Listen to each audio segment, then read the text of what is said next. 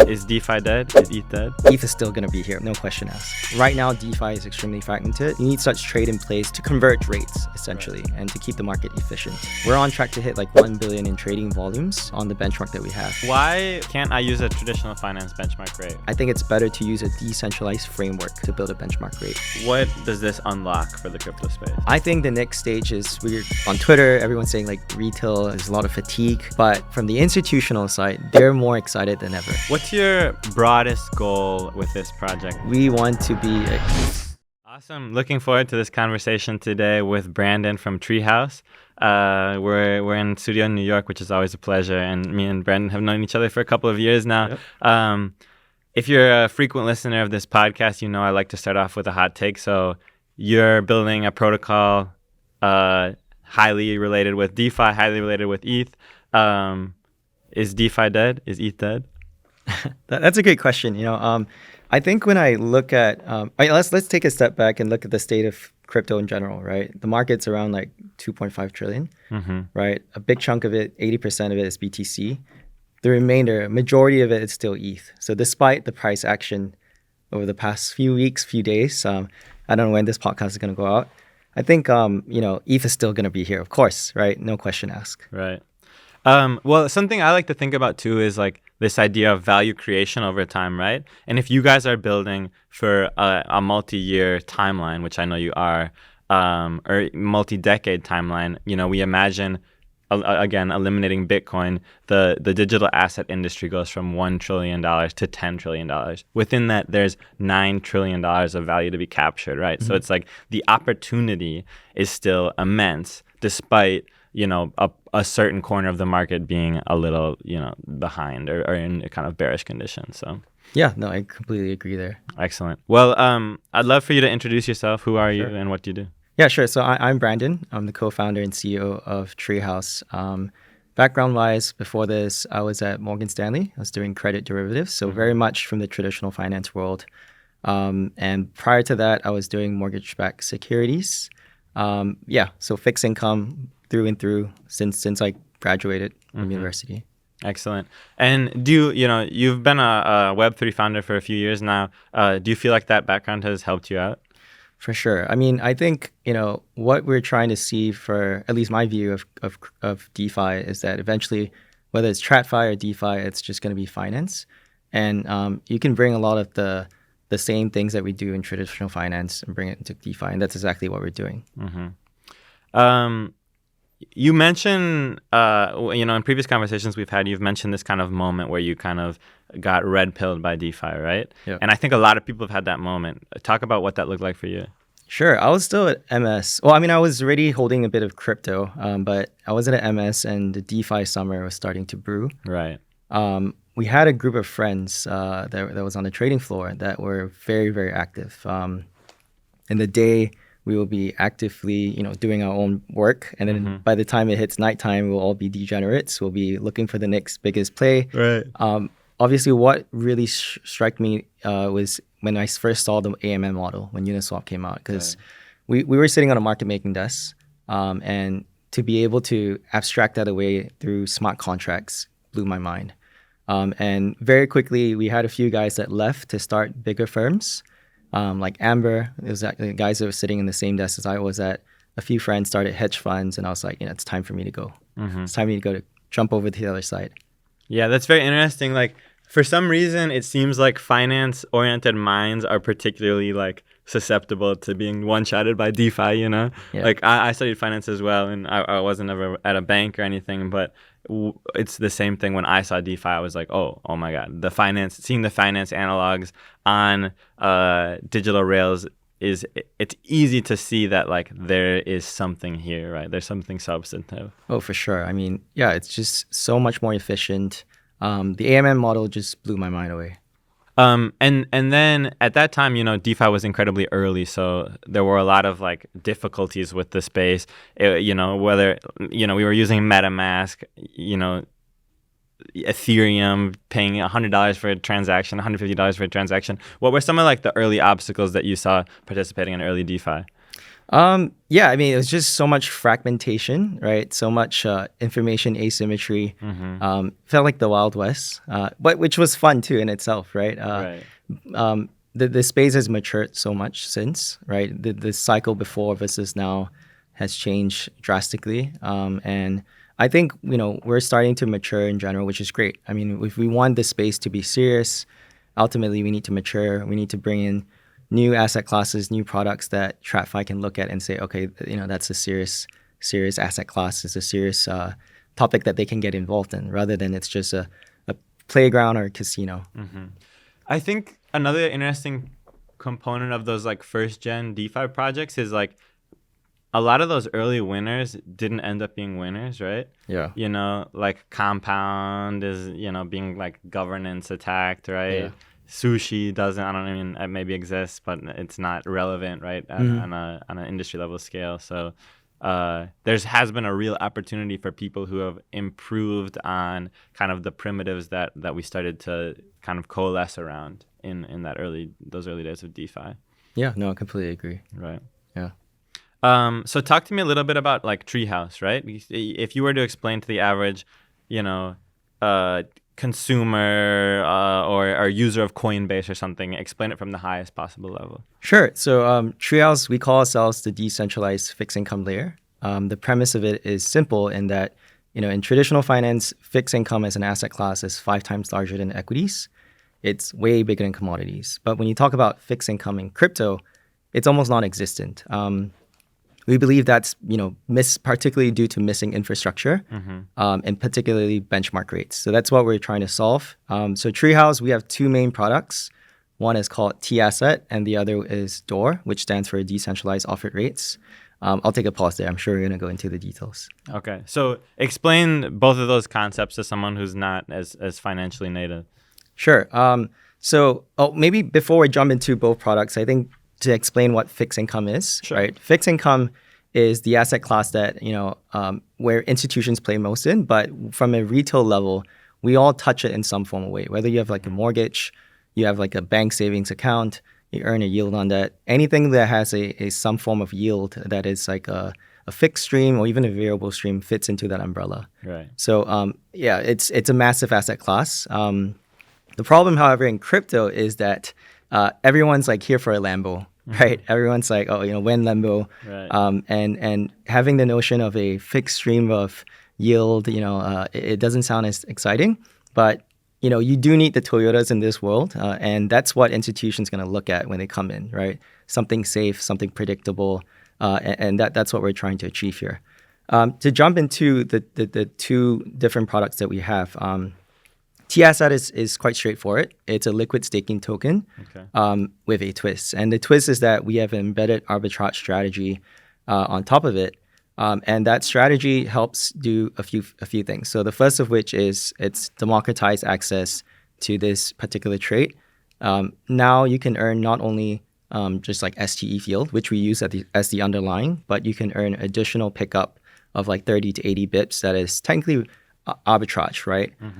And the second feature of T-Asset is that by doing this strategy, we're helping keep the market efficient. I talked about fragmentation earlier. Like if you get on Compound, you get on Aave today, all the biggest born lending protocols, the rates are all over the place, right? It's fragmented. You're not going to see that in traditional finance. Like when you go and borrow money, you're not going to be able to borrow it below where the government borrows it at, Right. unless it's your dad, right? Unless it's like your family member. So that strategy helps keep the market efficient. And right now, DeFi is extremely fragmented. We need such trade in place to help keep it converge rates essentially, Right. and to keep the market efficient. And then the final thing about T-Asset is that it powers the second component, which is DOR, Decentralized Offered Rates. I'll take a pause here first. So why do you think the market is so efficient in this rates, and why is it important that the market becomes more efficient in this? So the market's inefficient right now, Sorry, right? yeah. The other way. So it's extremely inefficient just through, the space is still relatively small. Like, you see $1-2 billion like TVL market size. That's the equivalent of like one corporate bond, in the traditional finance world, right? And the type of players that are on here, they're not necessarily, understand the products that they do.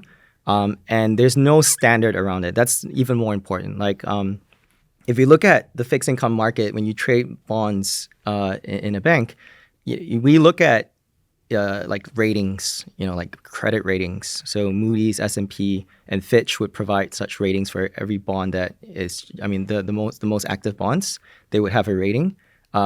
Those ratings are, they're mostly wrong actually, and it's always retrospective in the way like how it reacts. Like the company will go bankrupt, then Moody's will go in there and be like, oh, now it's an F, Downgrade it, yeah. right? Yeah, it's a bit late by then, but that standard helps a lot, right? And there's also benchmarks, to make it clear that this is like the minimum yield hurdle you should be receiving. For kind of a given level of risk, right? Yeah, or at least like the risk-free rate in that space in general. In DeFi, you don't have any of that, right? There's kind of things that are thrown at you, and from all different fronts. There's like, oh, it's different layer ones, different layer twos, there's bridge risk. There's like stablecoin risk. There's so many different elements that kind of confuse players, I think. And that's also great because there's opportunities for people to make a lot of money, which you can in crypto. But we're trying to bring standards. We're trying to mature the space. And yeah, I mean that's our main goal. And then this kind of ties into your second product, which do you want to explain? Yeah, sure. So decentralized offered rate. In short, it's a benchmark rate that is decentralized. Maybe I'll kind of explain it from a traditional finance perspective. I think that's helpful to really understanding why do we even need one in DeFi or just in crypto in general. So let's go back to the 1980s. Right, in the 1980s, the fixed income market wasn't as big as it is today. I mentioned earlier that it was 5 times larger than equities. Right. If you go back then, the size was probably on par with like equities. You could get like a mortgage then. You can get like just a loan from a bank. But when you look at a term sheet, so you always get a term sheet for any kind of instrument that you do, whether it's like a mortgage, there will be a reference rate on it. And at that point in time, depending on where you got the loan from, if you go to Citibank, it'll be like the Citibank reference rate. If you go to BAML, it'll be the Bank of America reference rate. And there was a lot of fragmentation, kind of like what crypto is like today. So it reminds me of the older days in the fixed income world. And how different did they tend to be? It's just completely different methodologies that were used. So like the way to calculate it, different baskets. And that confused a lot of people. And from a bank perspective, warehousing that risk, it was hard for them to then hedge it out. Right, because if I go to a different bank to like, hey, I don't want this risk anymore. Can I pass it over to you? They would have to go in there, study the methodology. It was very, very messy. Right. So that all changed in 1981 when LIBOR, London Interbank Offered Rate, was adopted in the space for the U.S. dollar market, and it effectively converged all U.S. dollar fixed income products to use this benchmark rate. It just by having that new standard, it changed the game. Like from then on, fixed income just saw a hockey puck in terms of volumes. It just grew exponentially. Like interest rate swaps were developed the year after, mortgage-backed securities were developed a few years later. It was just a huge bump, and just by having a simple standard to say, hey, let's unify a benchmark rate. So as we know, LIBOR turned out to be also a terrible system because it was prone to manipulation, collusion. A lot of banks got fined. So it was very recently replaced with SOFR, another benchmark rate. So coming back to crypto, and how this fits in, Ethereum is a decentralized economy, right? We think that if you want to build a benchmark rate too, you could have centralized authorities that create. It could be like a Binance benchmark. You can have like a Coinbase benchmark. But effectively, we're in a decentralized world. I think it's better to use a decentralized framework to build a benchmark rate. So tying it all together, DOR is effectively taking the principles of LIBOR plus SOFR. We've added in attributes of an oracle. We've also introduced staking and slashing to solve the issues of collusion, manipulation, and then we've added a group of stakeholders. There's 5 of them, and I can go into the details, but I'm sure you have other questions. Yeah. So, like, why might DOR be used in the crypto space? Like, why is it relevant? It makes sense that this needs to exist, or that we need to have a benchmark. But like, what does this unlock for the crypto space? Sure, I think when we look at the state of where crypto is, I mentioned earlier, it's like 2.5 trillion, right? The only way for that space to grow is we have inflows effectively, right? Unless you build value internally or there's inflows. And I think the fastest way for that to happen is for institutions to get involved, whether it's tokenization, whether it's RWA. And if you look at the cycle of how institutions have got into cryptos today, or just the history. Well, Bitcoin came out in 2009, and then we had GBTC come out somewhere in 2012. It was the first instance of institutions being able to get access to Bitcoin, and getting an organization to custody it on behalf of them. Obviously, Ethereum came out. We had BitMEX, the perp model that came out. We had Deribit. Then we had DeFi. Now, last year or the past 2 years, we had Bitcoin ETF, ETH ETF. I think the next stage is for institutions to come in, like they've kind of gone through all this skill, and now they have CME, they have derivatives. I think the next step is that now that they can hold Bitcoin and ETH on their balance sheet, they want to have a yield on it and the safest yield possible. Right. They're not going to jump into like the tail end immediately. They're not going to go degenerate. They're not going to jump in there. They have so much money. It doesn't make sense. It'll just kind of distort. They're not comfortable. So the next stage after that, I think, is as simple as proof of stake. Just now holding ETH ETF, there should be a proof of stake ETF. You're earning like the inherent risk-free yield for Ethereum, and then from then on, I think they're gonna question themselves and say, hey, the way proof of stake is paying me out is a variable rate. Can I get into a fixed rate? And locking in your return for like 1 month, that's every institution wants that, right? Because they don't want to have uncertainty on their balance sheet. They want to know that this is the yield I'm going to receive in like 1 month. And I think in order for them to do that, you're going to need to get into an interest rate swap. You either get into a forward. And when those instruments come into play, you're going to need a benchmark rate. So that's the infrastructure that we're trying to build. Okay. And why can't I use a traditional finance benchmark rate, right? It still exists. Just theoretically, the market is efficient to some degree. Why do we need a different crypto native benchmark? Sure. You could do that, right? It's ultimately building a standard, but as we learn through centralized benchmarks through history, there tends to be a lot of manipulation, collusion, and you really have to trust that particular source that is doing that data.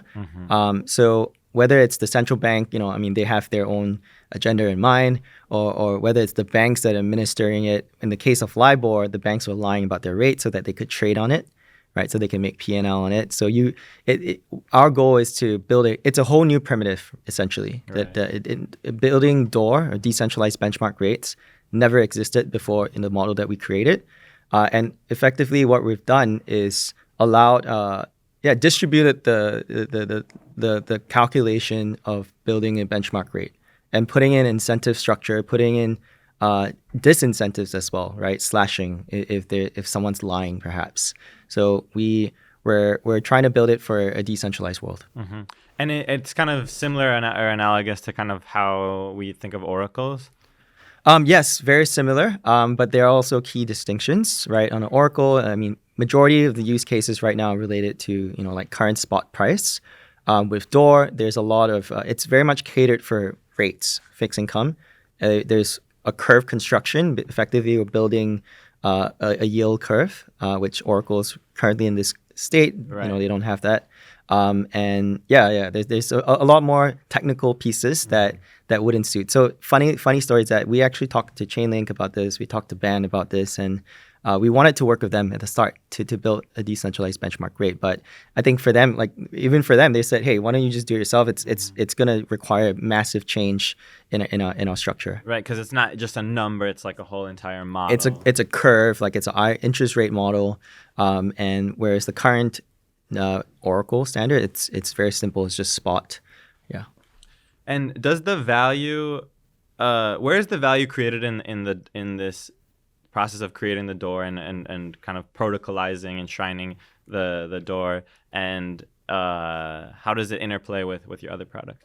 Yeah, sure. So I think there's multiple ways of how it helps. It's not only us, but DeFi in general. The first is that it creates a standard for people to value risks in general. That's just a basic requirement of a mature financial market. Right. The second thing is that by building this benchmark rate, we can now encourage new primitives to exist in crypto. So with Door now live, we've gone live about a month and a half already. We're working with a bunch of different protocols to build new types of borrowing lending models, new types of derivative instruments. We have a protocol that is building using EIP 6123 to create interest rate swaps to settle it on chain. Right, that's one use case. We're talking to not only on chain, even off chain. We're talking to very large market makers and DeFi hedge funds that want to hedge their Ethereum staking rate exposure. They want to get into like a fixed rate, and it's not public yet, but I can share a little bit that it's a project that we've been working for a while.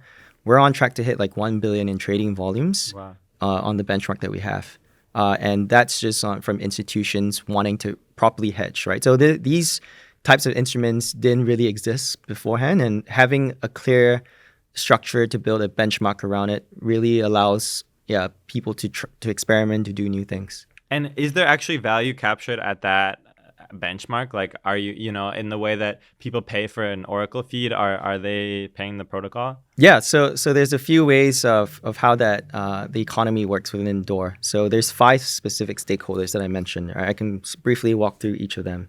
The first role is an operator. So we're similar. The analogies were similar to Eigen in that Eigen allows other AVS to build. For us, we allow anyone to build a benchmark rate. So being an operator, you set the methodology. You're basically the curator for the benchmark. And from in terms of what you do, you have to stake a certain amount of our token to be involved.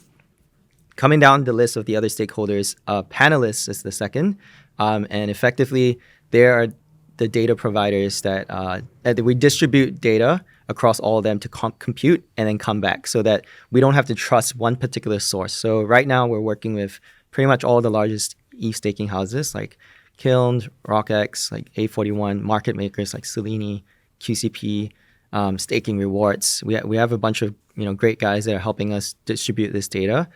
And for them, they get incentives in the form of our token for providing the service.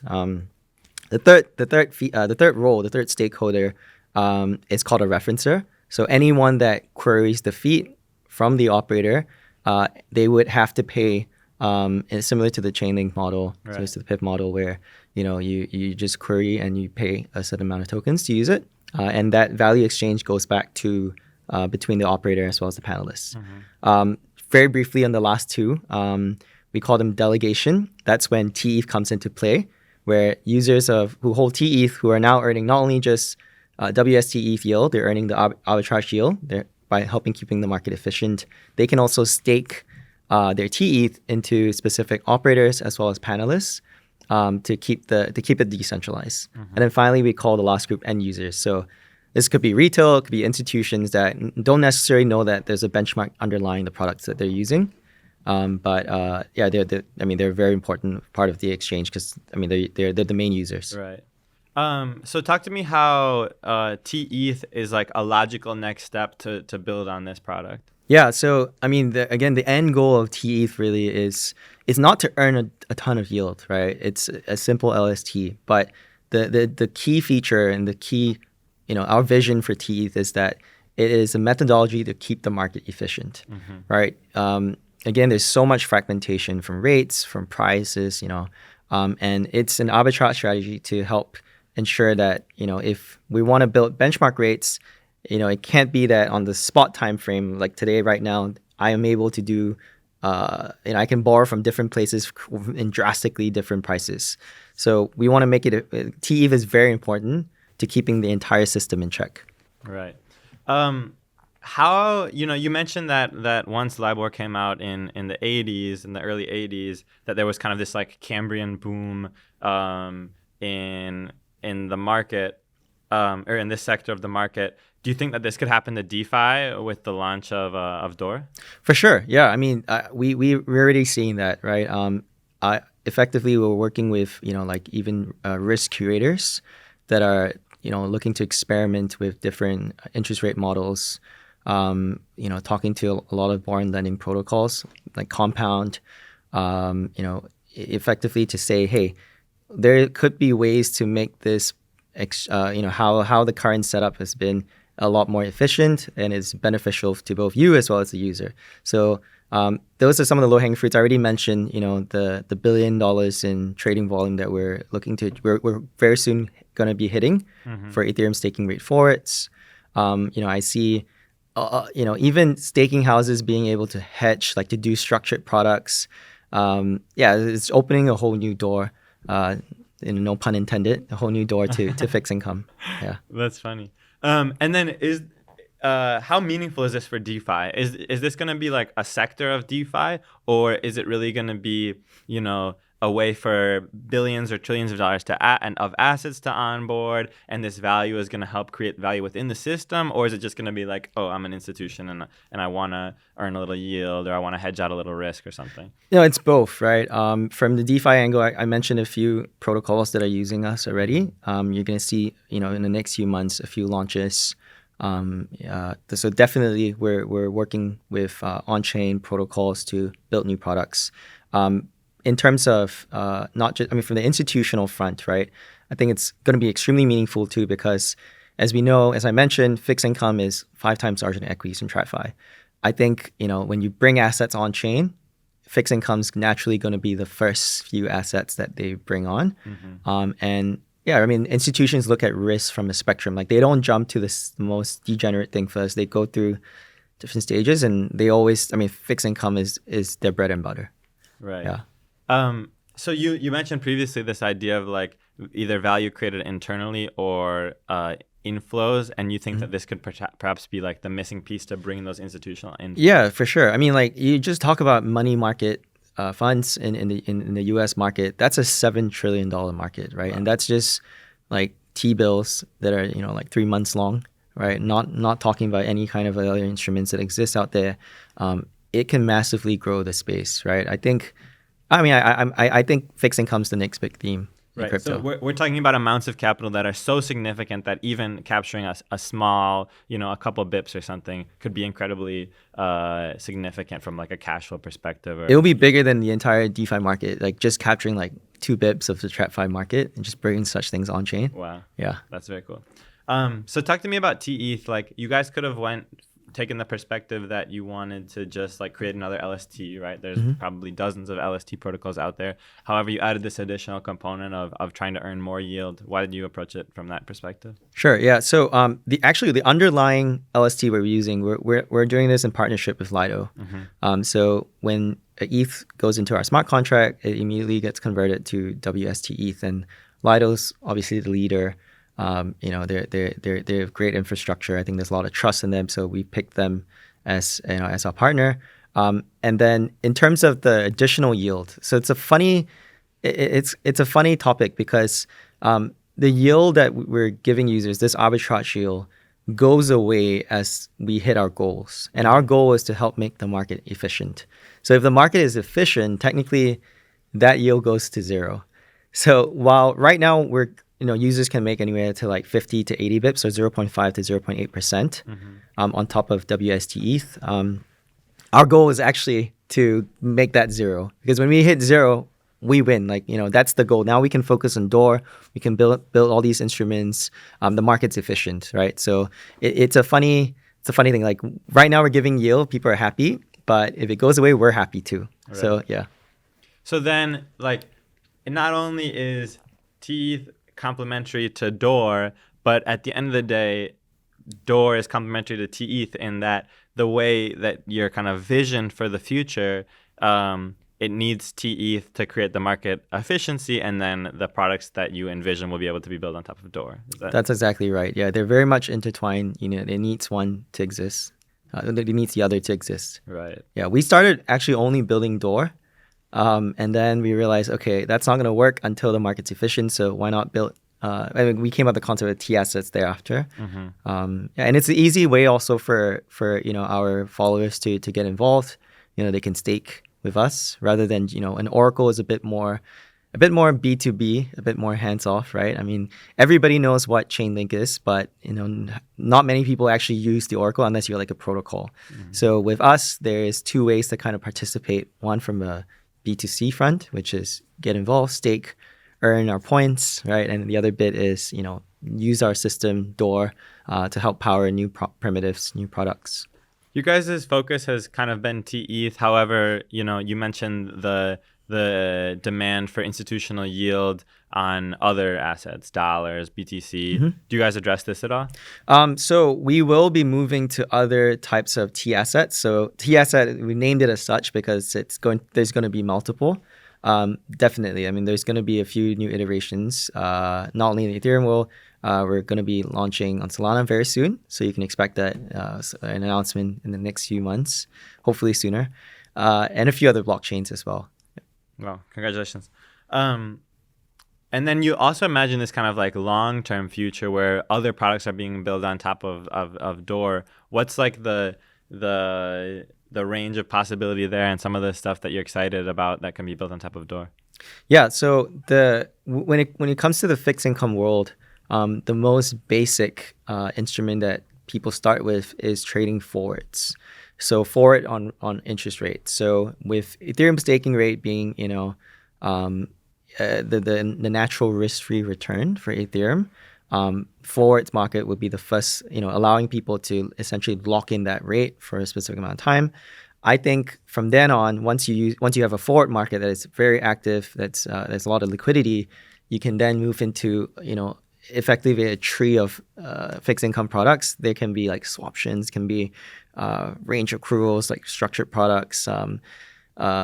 It's endless effectively. I mean, when it comes to TradFi, again, fixed income has way more instruments than any other asset class. And so kind of any fixed income instrument in TradFi can have this kind of on-chain crypto native analog. Yes, and yes, so both on like native inherent ETH yield or crypto yield, we're focusing on that, as well as bringing existing fixed income products through our Oracle effectively on chain. So there's two fronts that we can tackle it. Mm-hmm.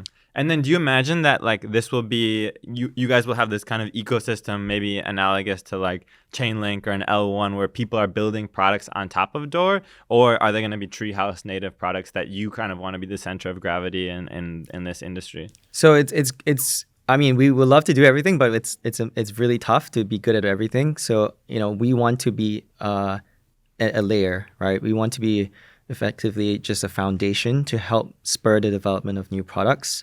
Our goal is we're also giving out grants to protocols that are building on top of us.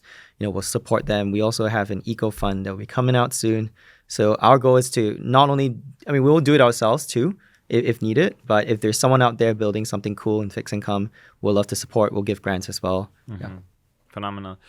Obviously, with the launch of any kind of new DeFi primitive, there have typically been growing pains in terms of like security, right, and the risk that people talk about here. What do you guys do to mitigate risk?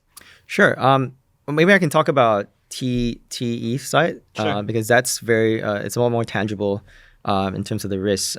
I would subsegment it into three buckets when you interact with TETH. The first of which is smart contract risk. So anytime you get on the blockchain, there is a degree of smart contract risk. Any of the protocols that you get involved, there is that risk, right? So that's the first bucket. The second, and in terms of how we mitigate it, to answer your second part, we have done 10 audits already. We're doing more. We're getting audit done pretty much every month, a new audit on the existing code, as well as any new thing that we push. So security is extremely important to us. The second type of risk is counterparty risk. So any form of partnerships that we have that TETH touches, in theory, there is that risk. Well, the risk is pretty slim. We're using Lido as the base. Right. I mean, if Lido goes down, it's systemic, right? It's going to be worse than anything else, right? They host 30% of the staking market. So it is systemic enough to say, okay, that is part of the risk of ETH in general. There's also the risk of touching the protocols, like borrowing and lending protocols. So we're only on the top ones, like Aave. There is that risk there in theory. I mean, it still exists. Mm-hmm. And then the final risk, I would say, it's like market risk. So if there's attacks on like DPEX of it's going to be really tough to depeg ETH. But it has happened, right? ETH to other specific assets. Right. But yeah, that exists as well. Interesting. What are some of the most exciting possibilities that you think this brings to DeFi specifically, right? We talk about the TradFi analogs. Does this open up new doors for DeFi itself?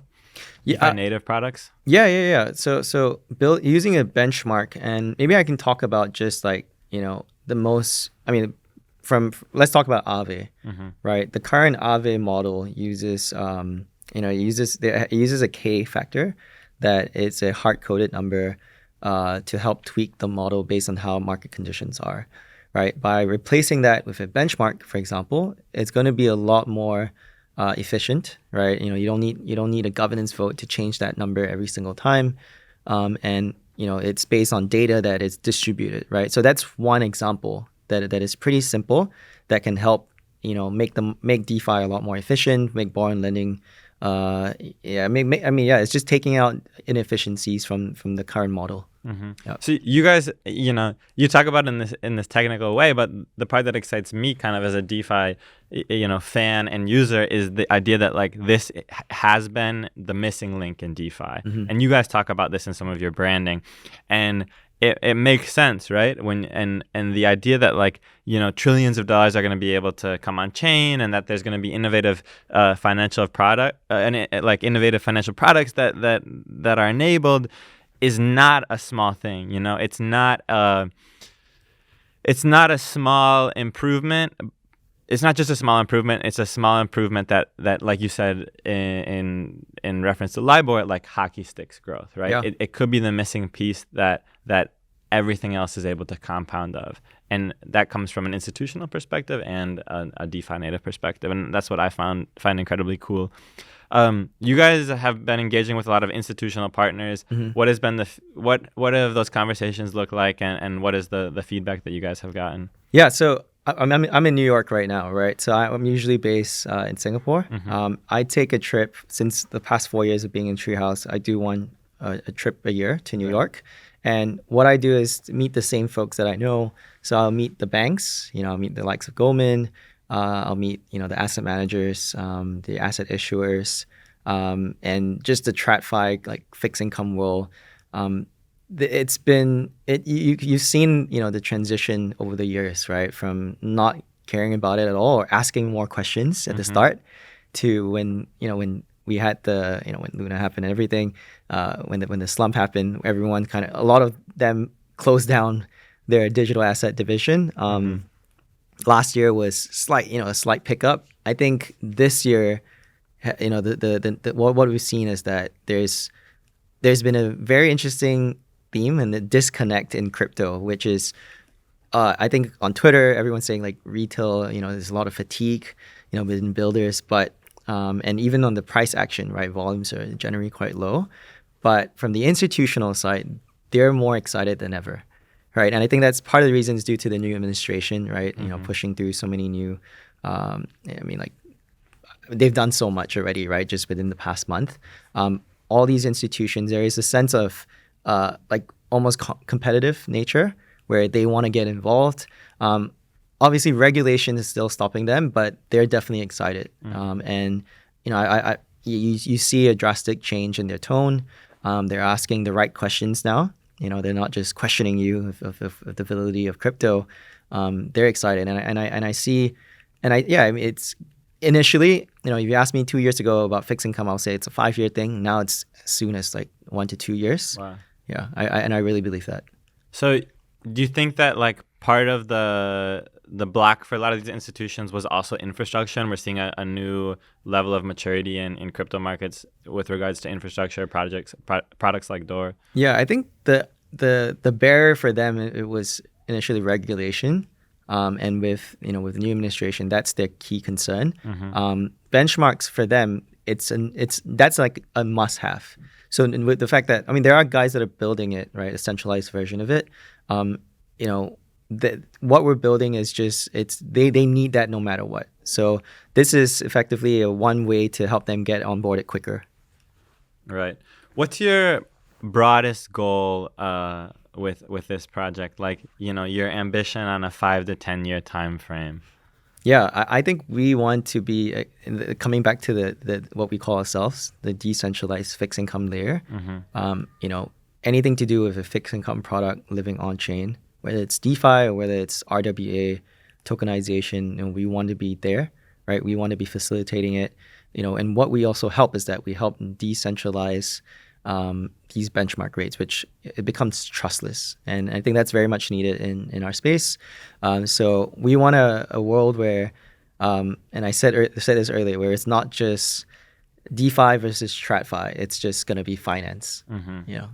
So that's the ultimate evolution is this reconverges with finance. Yeah. What about you? What do you think? Like, what do you see crypto, DeFi versus TradFi being in like 5 years? That's a good question. I think in 5 years, we're probably still relatively immature in this space. But I think ultimately my vision is that like crypto provides enough of a marginal improvement across all assets where it sounds trite and people say this all the time, but where crypto eats the world, right? Where it's like, it's more efficient to trade on chain than trade in trad markets, whether that's equities, fixed income, or just simple transactions, right? Using, sending a stable coin to Singapore instead of using traditional kind of like wire transfers. But I think crypto does provide that marginal benefit at the end of the day, and I'm excited to see that future.